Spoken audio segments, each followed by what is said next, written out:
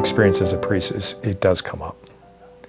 And unfortunately, typically what happens when there's something in our mind and our heart that we've done bad, unless we run to the Lord, unless we seek healing, unless we get help from others to help us process all that painful stuff, and even if it was evil stuff that we chose to do, what's so important is that they're met with love and mercy, realize it's a long-term healing process.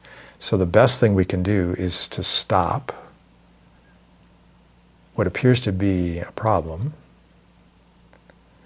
stop, if when it's possible, them, to love them before they make the decision.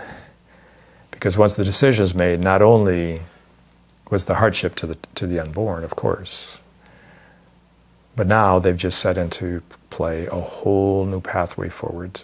And what's unseen and is unknown often is that this will be a weak point in the rest of their lives that the evil one will target them with.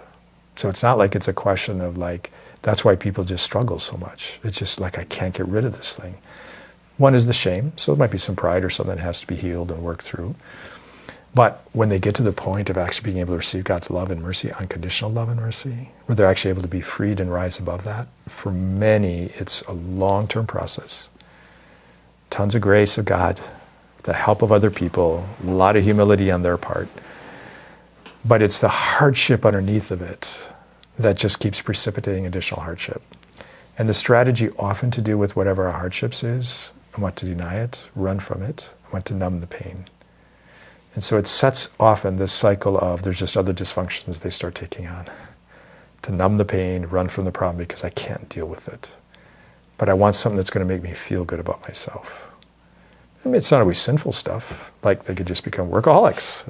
And that's not necessarily a good thing, because if they're not loving God and loving others and being upset with their families, that's a sin too, right?